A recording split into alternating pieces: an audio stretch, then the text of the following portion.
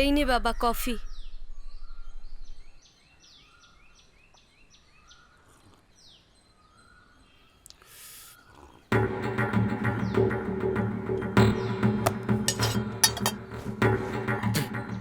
মিলন, মিলন, বলুন মালিক। কি হয়েছে মালিক? এই কফিটা বলুন। ধরে রাখাতে হ্যাঁ হ্যাঁ, কি হয়েছে? এটা পরীক্ষা করাতে বলুন না। হবে। ঠিক আছে। আমি খানিকটা খেয়ে ফেলেছি, বাড়িতে কাউকে কিছু জানানোর দরকার নেই। আচ্ছা। ঠিক আছে। আচ্ছা শোন, বাড়িতে কেউ যেন এখন কিচ্ছু না খায়। হ্যাঁ, আমার মাথাটা ঘুরছে রে। এই কফিটা ডাক্তারকে দিয়ে পরীক্ষা করাতে হবে রে। ডাক্তার, ডাক্তার দেখুন আমার মালিকের।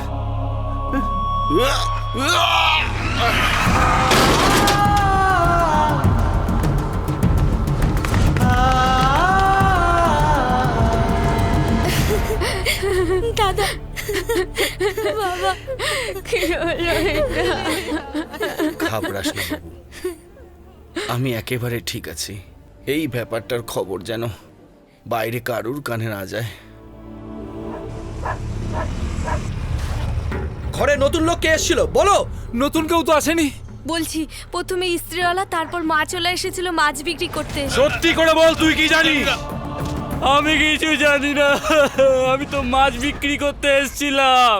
বাবু, তো জল মুখে দেওয়ার আগে তুমি দেখে খেতে, এখন তুমি কেন এইভাবে ওটা খেলে? নিজের বাড়িতে জল খাওয়ার আগে যদি ভাবতে হয়, এর চেয়ে দুর্ভাগ্যের আর কি রইল। শোভন, ভেতরে আয়, তোকে একটা কথা বলবো। শোভন, সকালে তোকে সবার কথা বলেছি, আমি তোকে রাধিকার কথা বলিনি। রান্নাঘরে কফি বানানোর সময় রাধিকা ওখানে এসেছিল। মা কোথায় ও গেছেন? গোয়ালে গরুকে খেতে দিচ্ছে। আচ্ছা, আপনি এখানে কত বছর কাজ করছেন? আমি এই ঘরের ঝি, তোমার কথাতেই বুঝতে পারলাম মা। আচ্ছা ঠিক আছে, আমি মায়ের সাথে ও না দেখা তোর করে আসছি। মায়ের সঙ্গে দেখা করলো না কিছু বললো, ও চুপচাপ রান্নাঘর থেকে চলে গেল। এই কি বলছো কি তুমি? আরো শোন, ওর চপ্পলটা ওখানেই পড়ে আছে, যা গিয়ে দেখে আয়।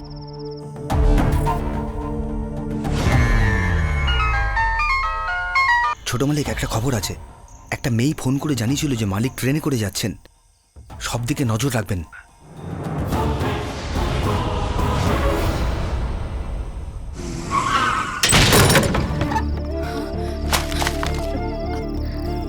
এই চটিটা পরেই তুমি আমাদের বাড়িতে এসেছিলে না?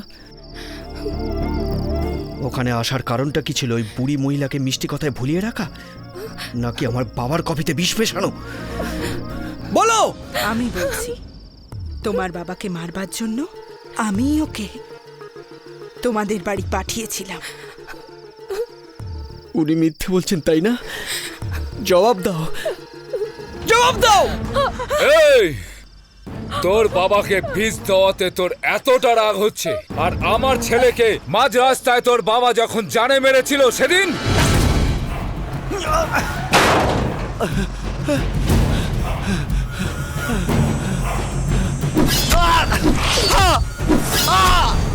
বীর্য প্রধানের বিরুদ্ধে বলছিস? ওই দিনই আমি তোমার বাবাকে মেরে ফেলতে চেয়েছিলাম, কিন্তু ওর লোক বল আর টাকার জন্য আমি ওর কাছে পৌঁছতে পারিনি। এর মধ্যে একদিন আমি তোমাকে আমার মেয়ের সাথে কথা বলতে দেখেছিলাম, আর ওই দিনই আমি সিদ্ধান্ত নিয়েছিলাম, যদি প্রতিশোধ নিতে হয় তাহলে এটাই একমাত্র রাস্তা। ও আমার মেয়ে, তাই ওর হাতে বিষ দিয়েছিলাম। যদিও আমার ছেলে হতো তাহলে তলোয়ার দিতাম আমি। ওর বাবা স্মৃতি ভেবে যাতে কষ্ট না পায়, সেই জন্য 11 বছর আমার একমাত্র মেয়েকে আগলে রেখেছি। আমি এটা জানি না যে আমার বাবা তোমার বাবাকে মেরেছিল কিনা, কিন্তু আমার বাবাকে মারার জন্য তুমি আমার সাথে ভালোবাসা নাটক করলে। তুমি এটা করতে পারলে? আমাকে মেরে ফেললে না কেন?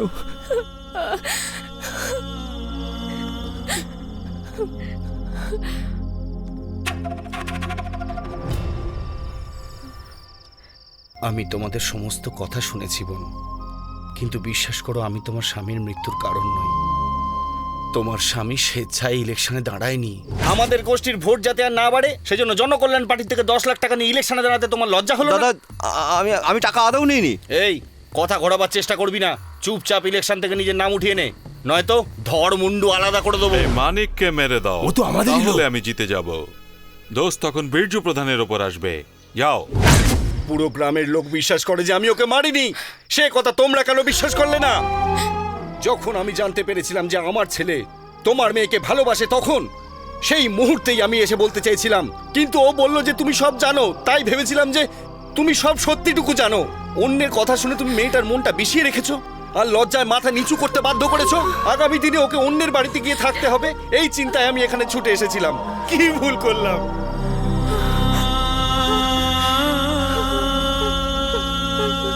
তুমি শুধু আমাকেই ধোকা দিয়েছো তা নয়, আমার মা, বাবা, বোন সবার ভালোবাসাকেই তুমি ধোকা দিয়েছো। বেশ্যারাও মুখে থুতু দিয়ে দেবে যদি ওদের ভালোবাসার সঙ্গে মিথ্যে নাটক করতে বলা হয় তবে। মা, শুনলে মা? নিচে কানে শুনলে? ওরা কি বলে গেল? এখন আমি কি করব?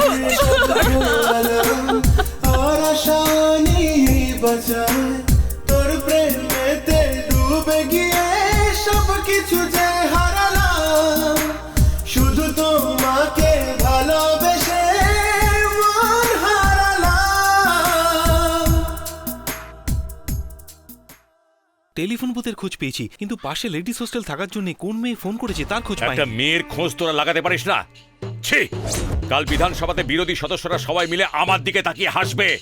আমরা এখন চুপ করে থাকলো, বীর্য কিন্তু এখন মোটেই চুপ করে থাকবে না। আজ রাত্রে 50 জন নিয়ে যাও। কারো সন্দেহ হওয়ার আগেই এমন হামলা করো যাতে বীর্য আর ওর ছেলে খতম হয়ে যায়। কোনো গ্রামবাসী যদি ওদের বাঁচাতে চায়, কেটে দিবি ধর থেকে মাথাটা। দাদা, এইসব সবার সামনে করলে সব পাঁচকান হয়ে যাবে। আমাদের লোকদের বলবি আড়াল থেকে দাঁড়িয়ে দেখতে। আজ রাত ঠিক 10:30টার সময় ইলেকট্রিসিটি বোর্ডে গিয়ে ওই গ্রামের কারেন্ট কেটে দিতে বলবি। সেই মুহূর্তে কোনো পুলিশ স্টেশনে কোনো ফোন গেলে সেই ফোনটা ধরতে বারণ করে দিবি। আর ওই ড্রাইভার চলে যাচ্ছে কেন? বীর্য প্রধানের লোক নয় তো? খোঁজ নিয়ে দেখো ওকে আর কে ওকে পাঠিয়েছে আর তার সাথে ওর কি সম্পর্ক, সব কিছু খবর নাও।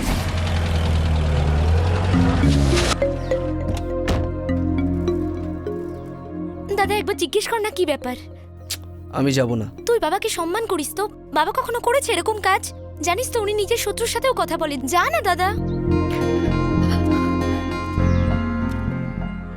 আমি তোমার কাছে ক্ষমা চাইতে আসিনি, কারণ যে অন্যায় আমি করেছি তার ক্ষমার যোগ্য আমি নই। আমরা আজই এখান থেকে চলে যাচ্ছি। ওই কথাটা যেমন সত্যি যে আমি তোমার বাবার কফিতে বিষ মিশিয়েছিলাম, ঠিক এই কথাটাও সত্যি। আমি তোমাকে ভীষণ ভালোবাসি। আমায় ভুল বুঝো না, ভগবানের দিব্যি। আমার ভালোবাসাকে তুমি অপমান করো না।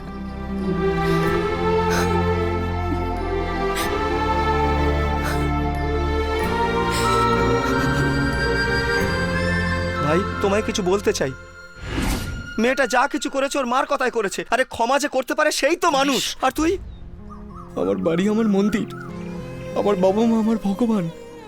আমি কি করে ওকে ভালোবাসবো যে আমার বাবাকে মারতে চেয়েছিল? শোন, তোর সমস্যাটা বুঝি বলেই বলছি আমি। ও যখন এ বাড়িতে এসেছিল তোকে ভালোবেসে বিয়ে করবে বলেই তো এসেছিল, কাউকে মারার জন্য তো সে আসেনি। এখন তুই বল, তুই ওকে কোনোদিনও কি ভুলতে পারবি? না, কিন্তু তফাৎ এইটুকু, আমি যে রাধিকাকে ভালোবেসেছিলাম সেও নয়। দাঁড়া শ্রবণ, আমার একটা কথা রাখবি? রাধিকাকে বাড়িতে ফিরিয়ে আন। আমাকে যারা মারতে চায় তাদের মারার জন্য তুই তৈরি থাকিস, তাই না? ঠিক সেই রকম রাধিকা ওর বাবাকে ততটাই ভালোবাসত। বীরভূমি ভারতবর্ষে জন্ম নেওয়া প্রতিটা নারীর এই বীরত্ব থাকা উচিত।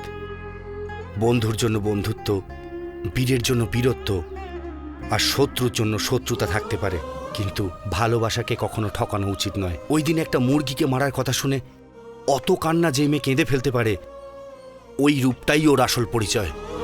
প্রথমে মেয়েটাকে আমিও পছন্দ করতাম না, কিন্তু যেদিন সবকিছু ছেড়েও আমার পরিবারে এলো, তখন ওর ভালোবাসাকে আমি সম্মান জানিয়েছি। বাকি জীবন এখন সুখী রাখার দায়িত্ব আমাদের। যা, ওকে ফিরিয়ে নিয়ে আয় বাবা, যা। তুমি এটা করতে পারলে? বেশ্যাও মুখে থুতু দিয়ে চলে যাবে যদি ওকে মিথ্যে ভালোবাসতে বলা হয়।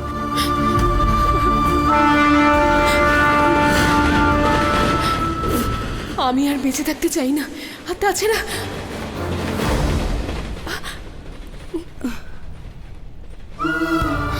চলো বাড়ি চলো, বাবা ডেকেছেন, চলো বাড়ি চলো। এমন কাজ কেন করলে? সব সময় ভুল সিদ্ধান্ত নাও, আমাকে টেনশনে ফেলো। জানো যে আমি তোমাকে ছাড়া বাঁচবো না।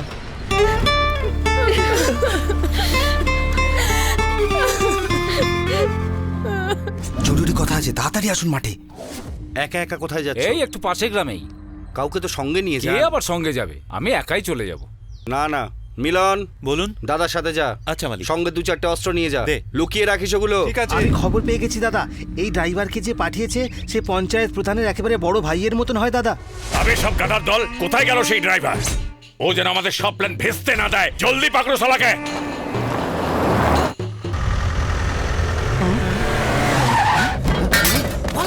ধর ধর ধর ধর ধর ধর।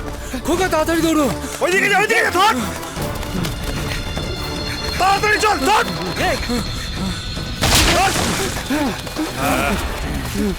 অনেক দিন ধরে ধোকা দিচ্ছিলিস আমাদের, হ্যাঁ?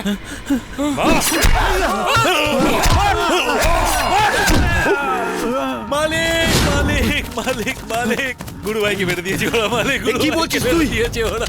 মালিক।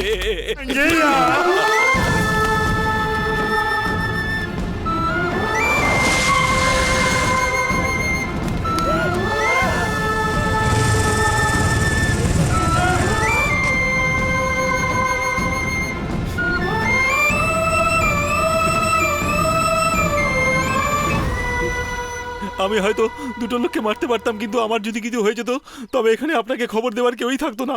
এই জন্য আমি কিছুই করতে পারিনি মালিক। ইলেকট্রিক লাইন কাটবে, ফোন করলে পুলিশ হেল্প করবে না। মন্ত্রিত্বের অহংকার, তাই না? দেখছি। আপনারা সবাই ফিরে যান, আর সেই সঙ্গে নিজেরা নিজেদের পরিবারকে সাবধানে রাখুন। আমাদের সবাইকে বাড়িতে পাঠিয়ে দিয়ে এই লড়াই কি আপনি একা লড়তে চান? আপনাকে এখানে একলা ছেড়ে সব নিজেদের ঘরে গিয়ে বসে থাকবো? এত বছর ধরে আমাদের সুখ সুবিধার ব্যবস্থা করবার জন্য আপনি কতই না সমস্যার মুখোমুখি দাঁড়িয়েছেন, তাই আজ আমরা আপনাকে ছেড়ে যাব না। আপনার গায়ে যদি একটা আঁচড়ও কাটতে চায় ওরা, তাহলে আমাদের লাশের ওপর দিয়ে যেতে হবে ওদের। একদম। পুলিশ আসছে তদন্ত করতে। আমরা সবাইকে কেটে রেখে দেবো, চলো।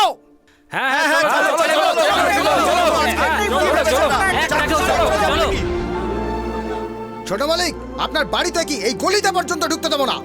যে আপনাদের বাড়ির দিকে যাবে তাকেই কেটে টুকরো টুকরো করে দেবো। দাদা, রাজারহাট থেকে লোকেরা ঠিক 10:30টার সময় এসে আমাদের ফোন করে দেবে। যতক্ষণ না বলবো ততক্ষণ ভেতরে থাকবে। বীর্য প্রধান মারা যেতেই সবাই আমায় খুঁজতে শুরু করে দেবে। আমি গেস্ট হাউসে থাকবো, তুই ওদিকে বিয়ের মণ্ডপে থাকবি, কাজ খতম করে চলে আসবি, তারপর আমরা সবাই একসাথে বিয়েতে যাবো। ঠিক আছে ঠিক দাদা। আছে। তোমরা সবাই যাও এখন। ঠিক আছে মালিক। বাবা, গ্রামের লোকজন তোমাকে এতটাই ভালোবাসে যে কেউ এলে তাকে কেটে ফেলে দেবে।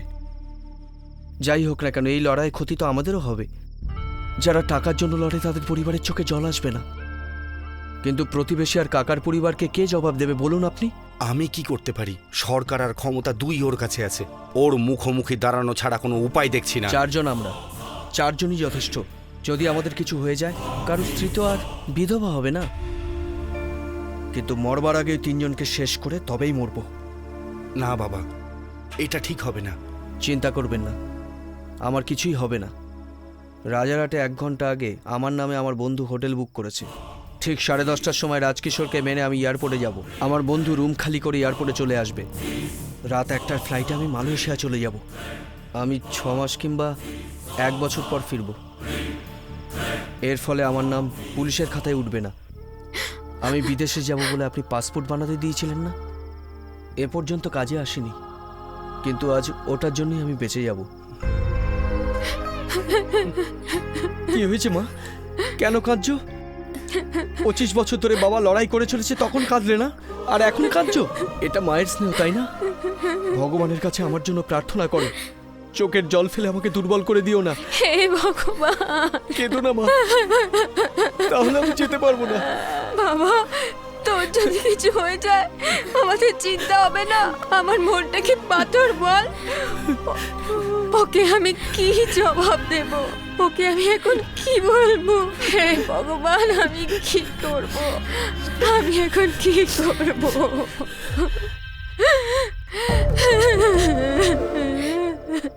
বলো, কি করা উচিত? এতদিন পর্যন্ত আমি ভাবতাম যে সব হত্যার পিছনে কোনো না কোনো কারণ আছে, কিন্তু আজ আমি বুঝতে পারলাম সমাজে শান্তির পেছনে রয়েছে লড়াই। আমি তোমার অপেক্ষায় থাকবো। তুমি ফিরে আসবে এটা আমার বিশ্বাস। আপনি বলেছিলেন না রাগের বশে যদি কেউ তরোয়াল তোলে সেটা ভালো হয় না, কিন্তু দেশকে রক্ষার জন্য তরোয়াল তোলাটা খারাপ হতে পারে না।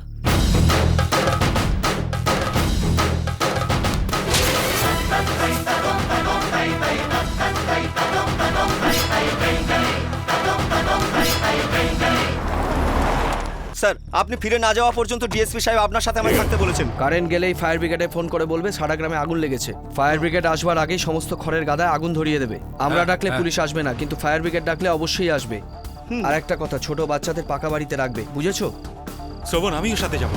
আমার আগে পরে কাঁদবার কেউ নেই। আজ পর্যন্ত আমার বিয়ে হয়নি ঠিকই, কিন্তু আজ বুঝেছি আমার বিয়ে না হওয়াতে একটা সুবিধা হয়েছে।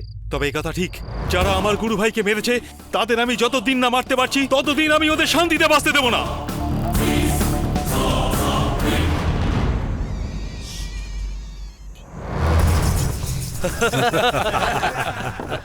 শ্রবণ, বাড়িতে কেউ নেই, সব বিয়ে বাড়িতে গেছে। আজ আমরা খুব মজা করব। যেমন প্ল্যান করেছিলাম, আমরা দুটো ভাগে ভাগ হয়ে যাব আর ওদের অন্যভাবে ব্যস্ত রাখবো। 10:30 তো বাজতে চললো, কিন্তু এখনো পর্যন্ত কোনো খবর এলো না। আরে এসে যাবে।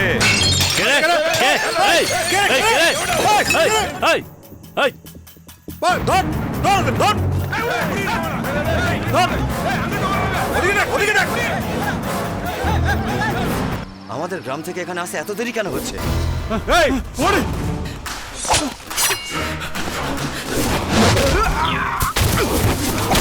আমরা সবাই পুরোপুরি তৈরি।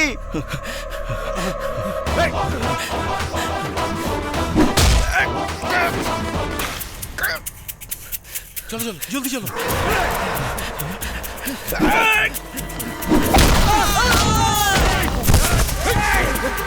তুমি ওদিকে যাও, তুমি ওদিকে যাও, যাও।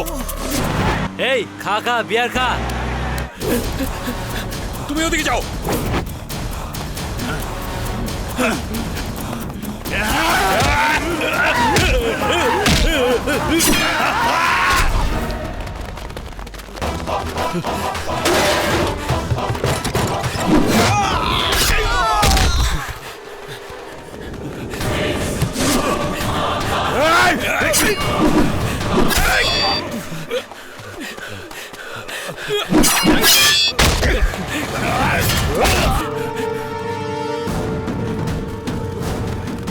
ভাই, ও তো ফোনই তুলছে না। চল তো আমরা গিয়ে দেখি, চল।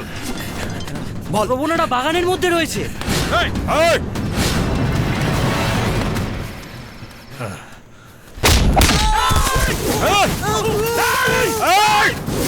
সময় হয়ে গেছে ভাই সাহেব, সবাই মশাল জ্বালাও। চলো সবাই মিলে মশাল জ্বালিয়ে দাও, চলো।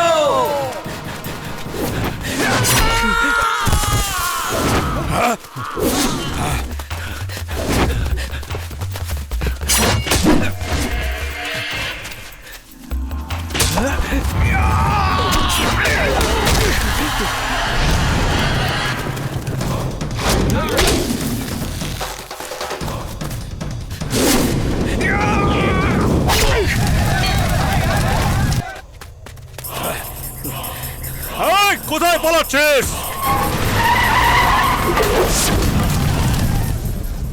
এ কি বড় ভাই, আমরা আসার আগে ওরা কাজ ছেড়ে চলে গেল।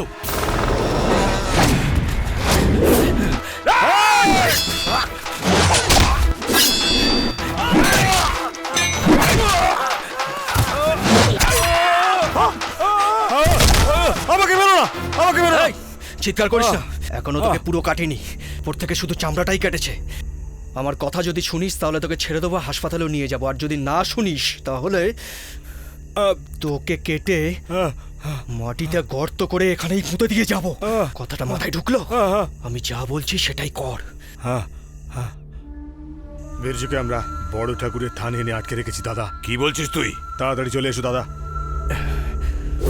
দাদা, আপনি ওখানে যাবেন না। আমি ওকে নিজের হাতে মারতে চাই। আপনি ওখানে গেলে পুলিশ আপনাকে এক্ষুনি অ্যারেস্ট করে নিতে পারে। তুমি এক কাজ করো, তুমি অন্য একটা গাড়ি নিয়ে চলে এসো। তোমরা ওদিকে যাও, তোমরা ওদিকে যাও। দাদা চাবি? হ্যাঁ, তুমি এখানেই থাকো। ঠিক আছে।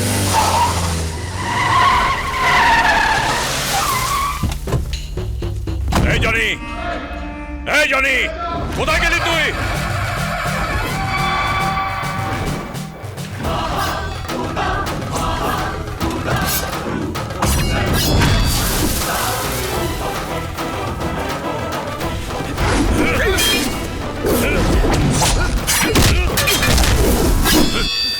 চল ওঠ। আয় আয় আয় আয়।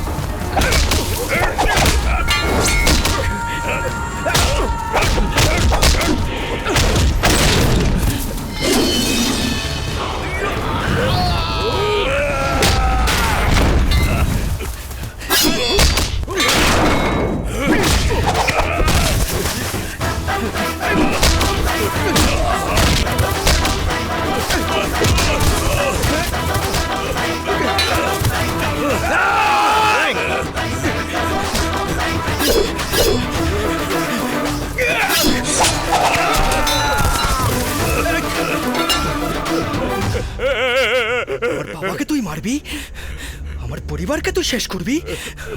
সালা মন্ত্রী হয়ে দুটো পয়সার গরমে তোর যা মনে হবে তুই তাই করবি?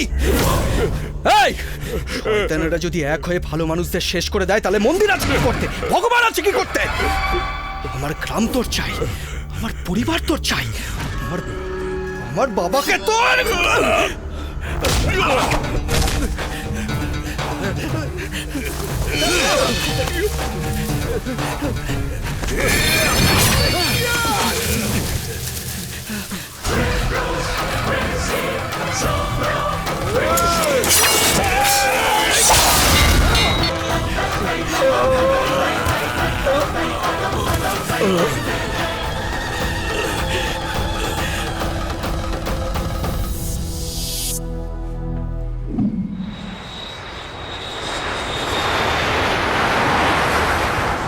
চিন্তা করো না মা, কিছুদিনের মধ্যেই ফিরে আসবো। আরে শোনো সবাই, শ্রবণ ফিরে এসেছে, বাজি ফাটাও, ফাটাও বাজি।